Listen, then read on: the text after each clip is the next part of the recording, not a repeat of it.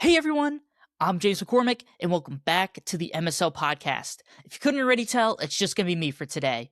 Both the men's and women's March Madness tournaments have been electric this year, and the Final Four is coming up, so that's what today's episode's about. As for the agenda, I'm going to give you guys a little quick update about myself since it's been a minute, and then I'm going to go over some of the sport business aspects of the March Madness tournaments this year. I'm going to go over the media, the NIL, the growth of the women's tourney, and the gambling behind this year's tournament. Then I'm going to give you guys some updates about MSL, and then I'm going to give you guys my final four picks. Who knows if they'll be right. If you guys haven't been keeping up with the club, I got elected as vice president last November. I've been doing my duties pretty much since that night, but I didn't officially start until January 1st. I've had a lot of fun so far. I've been getting a lot of stuff done, a lot of stuff that goes into the club that I had no idea in my past 2 years serving here. And I'm starting a new event with our president, Lindsay Harrington. It's called the Young Alumni Forum, and I'm really looking forward to that. It's all coming together. Another update is something I haven't really told a lot of people yet, but I got an internship this summer. I'm going to be working with the Hartford Yard Goats, staying in Amherst for the summer and driving down to Hartford back and forth to commute. Should be interesting. I'm super excited for this. It's going to be my first internship with a professional sports team, and that's something I've been working towards my entire college career. So fingers crossed. Let's start off with the media on the men's side. This tournament has had record viewership so far, according to the New York Post. It's the most in 33 years. Officially, it's the most watched tournament since 1993 so far. So that's not including this upcoming Final Four, which could boost the numbers even further. This tournament is averaging 10.3 million viewers across TNT, TBS, CBS, and True TV, which is always funny to me because this is the one time a year people watch True TV. It's either March Madness or Impractical Jokers reruns for them, so cool to see them up here. The numbers are up 9% from last year, which isn't really shocking to me because of last year's lack of upsets. This year alone, we had one seed Florida lose to Iowa in the round of 32. That was shocking to me because I thought Florida would have went a little further than that. That was the one seed I didn't have in my Final Four. They lost to Iowa, and Iowa ended up beating Nebraska in the round of 32 in like the last minute. Nebraska only had like 4 people on the court. I don't know what the hell they were doing, but Iowa got to that Elite Eight matchup against Illinois, and they still put up a decent fight. Illinois handled it well, but still a great job by Iowa. That was one of my favorite stories from this year's tournament. The game that's probably still on everybody's mind is UConn and Duke. I know I watched that with a bunch of my friends. I had Duke winning, but that final shot was insane. I could not cheer against it. Well, everybody went crazy.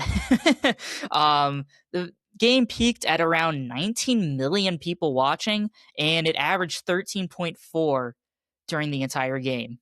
And there's been similar numbers with St. John's Duke and Michigan Alabama. They also had a peak of 14.2 million people tuning in, which was the most watched in that Sweet 16 window since 1992.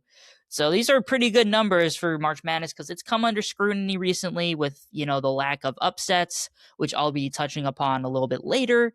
And the talk of expansion, which I really don't vibe with at all. I feel like 64 or 68 if you include the first 4. I think they have the perfect number. If it's not broken, don't fix it. I just think that they shouldn't mess with the system. Clearly it's working. It was just a down year last year. I think this year has been better as in game quality.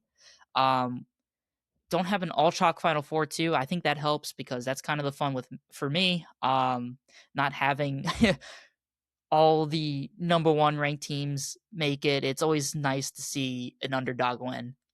Let's move on to the NIL behind this year's tournament. I'm going to be focusing more on the top teams this year in the men's tournament. The top players are getting millions of dollars, which isn't a secret to anyone, but to get the exact numbers, I read an article on Yahoo. The top 4 are AJ Demanstia for BYU. He's getting 4.2 million. JT Toppin for Texas Tech, who didn't end up playing in this year's tournament. He's getting 2.8 million. Cameron Boozer for Duke is getting 2.2 million, and Morez Johnson for Michigan is getting 2 mil, which is big numbers, especially because these are the top earners, but these programs are also spending millions on their other players too. So while I think the top numbers are a little lower than I thought, but maybe I'm just used to college football where players are getting insane numbers. It was just kind of shocking to me to see the peak be 4.2 and then Um, Nobody was even in the 3 million range from that point forward. The unfortunate downside of this is that the talent gap between rich programs and everybody else is just getting wider. Obviously, the final four teams, UConn, Illinois, Arizona, and Michigan, are all top spenders in NIL. But I think the interesting perspective of that is that it's not like they're all building it in the same way. That's something I wanted to look into. Michigan kind of heavily relied on the portal. I think that's been the widely reported thing. I don't know if I really love that model, but that's just how they built their team. Obviously, it's working. They were a 1 seed. I think they had the easiest path, in my opinion, pre-tournament to the Final Four, and they ended up not even having to play Iowa State. Granted, I think Tennessee, by beating Iowa State, was probably a better matchup, but even then, Michigan handled them well. Arizona was kind of the opposite of Michigan. They are mostly built from homegrown talent, a lot of recruiting, and there are still some transfer portal additions, but they're not the main pieces of the team.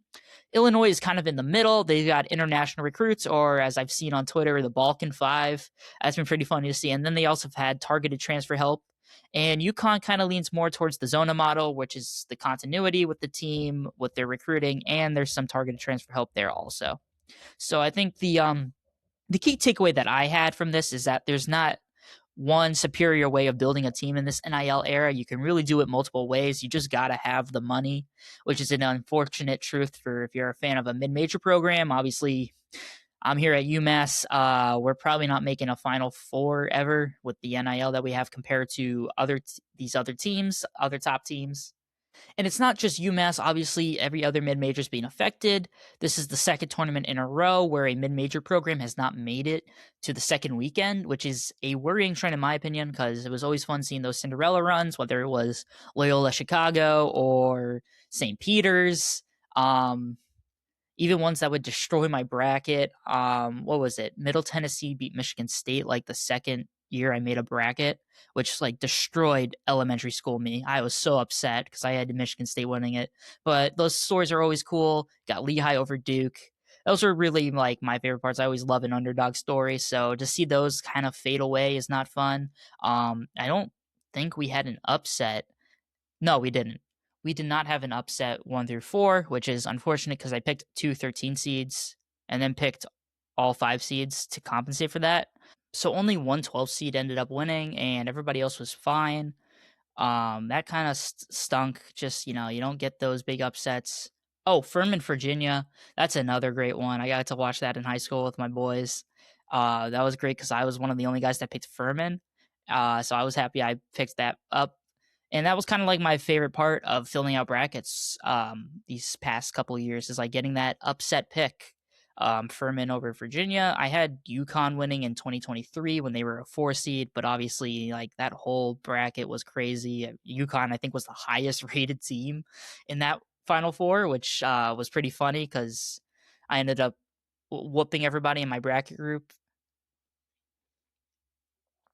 And I think another interesting way to approach this is what's kind of causing this, besides obviously the talent gap in the spending disparity, but I think also unrestricted transfer portal is badly affecting this. This is something I've talked about on my sports Instagram page, JMax Sports Media. Little plug there, go check it out. But these mid-major programs, like High Point, I don't know if they were the best major in this tournament, but obviously they were the big story because they were that 1 12 seed. But anybody worth the damn is going to transfer. And, you can't blame the player. I mean, transfer to a Power 4 program, you get a boatload of money. Who would say no to that? I definitely would not. But it just stinks to see where you're not going to get these continuity teams in the mid majors because you see any semblance of success and you get an offer from a Power 4 team. You're not saying no to that. I'm surely not. I've talked a lot about the men's tournament this episode, so let's talk about the women's tournament. Their value got a huge increase. They're now valued at $65 million annually. Huge bump. And one thing I like is that this new deal kind of finally signals that women's basketball is being valued as its own asset, which is nice to see from the investors. It's also nice to see that ESPN is continuing their deal with the Women's March Madness tournament. So it's always super easy for me to watch the game since I have YouTube TV. They're always on the main ESPN channel. One thing I found during my research is that the women's teams weren't getting units for March Madness. This was just instituted last year in 2025 for that tournament. Um, I also didn't know that units was the specific term for this. So if you also didn't realize, I wrote down the description from the Front Office Sports article. Each conference receives a payment for its automatic qualifier or conference tournament champion. Then the units or slices of the overall prize pool are awarded to the conference of each team that receives an at-large bid. All schools earn an additional unit for each round they advance. New this year, schools will earn 1 unit for advancing to the championship game and another for winning the title. Like I said, this was kind of shocking to me because the men's teams have been getting this for decades. It's a big talking point when on Selection Sunday. All the talking heads are always saying that, getting a win is great for the conference and for the school. You get to bring home money. So I didn't realize that that wasn't really implemented in the women's tournament. So it's interesting to see that. Um, I think there is one benefit to the new women's system is that it's paid out on a 3-year rolling basis when the men's is paid out over 6 years. So that's a good benefit. And it's also the same share because prize pool is only 20 million for the women's right now, but they get the same split as the men's, which is nice to see. It's 26% of that prize pool. Another interesting thing I saw is that the total ad spending for Women's March Madness had increased. In 2024, it rose to 244.4 million. Obviously, that was during the Caitlin Clark year, or her senior year, I should say, which was a 139% increase in spending from that previous year, and it's only gone up since. I read this Forbes article, and it said that the Women's March Madness advertising value is on par with the NFL divisional playoffs and the NBA finals, which is a huge win for women's sports. Obviously, the NFL divisional round and the NBA finals are some of the highest rated TV events of the year, so it's nice to see the advertisers value the Women's March Madness tournament in a similar vein. Last on the business side of March Madness is kind of this big gambling thing that I didn't even know until I was doing research for this episode. Before I cover that, I also want to cover the betting volume for this year, both the men's and women's tournaments. The American Gaming Association estimated that Americans would bet $3.3 billion on March Madness games this year. Oh my God, that is a lot. I don't know how much of an increase that is compared to last year because obviously gambling, I believe, has been legalized for almost half a decade now. That's not really the part that I focused on when I was reading this. I think the interesting statistic to me was that 97% of these bets were going to be from existing customers. So you would think that with a big event like March Madness, that would invite a lot of people that haven't really gambled yet to gamble, but obviously only 3% of 3.3 billion is a drop in the bucket. Because of such low new customers, the sportsbooks are now shifting towards retaining customers this March Madness, whether it's through bonus bets or props. The big story that's kind of flown under the radar, at least for me, maybe you guys have heard about this, but the NCAA is suing DraftKings right now. Officially, the NCAA is accusing DraftKings of trademark infringement for using the terms March Madness, Final Four, and others like Elite Eight and Sweet 16 related to the men's and women's basketball tournaments.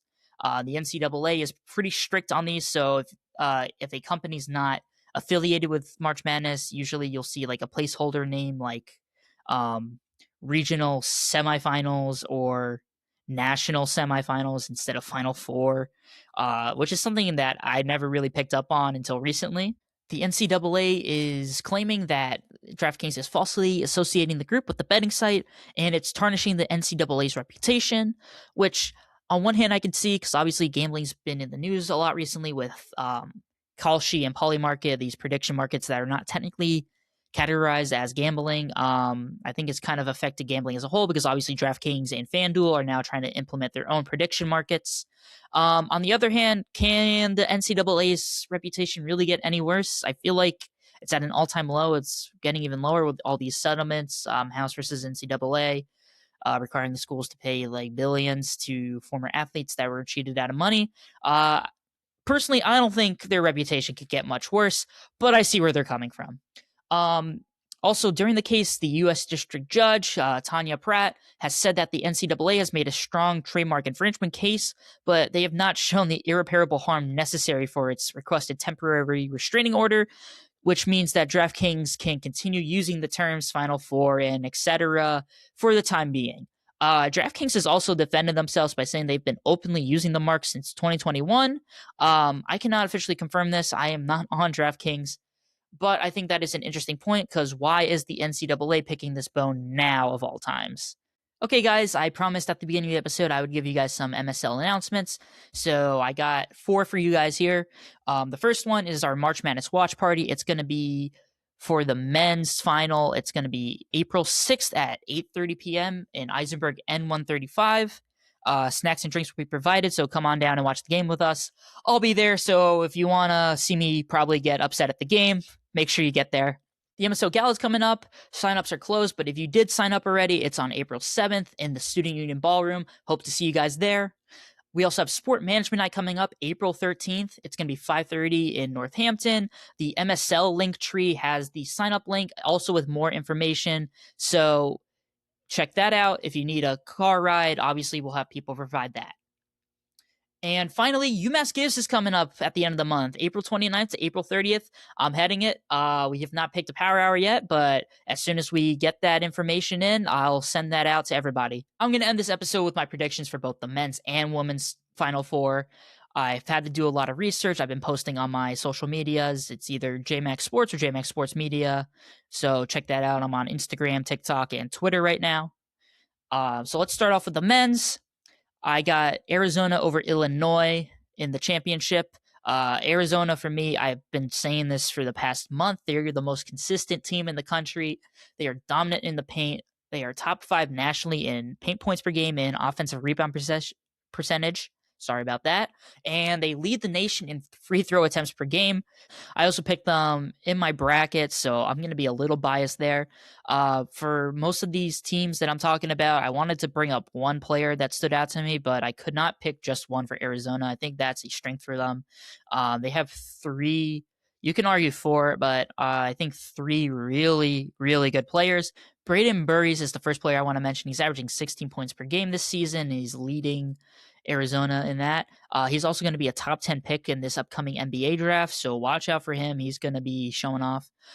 Koa Pete has also been dominant this tournament. He recently got 20 points and 7 rebounds versus Purdue. He won the West Region's most outstanding player. Obviously, Arizona's interior game has been amazing, and that's because of him. Jaden Bradley has also been crazy.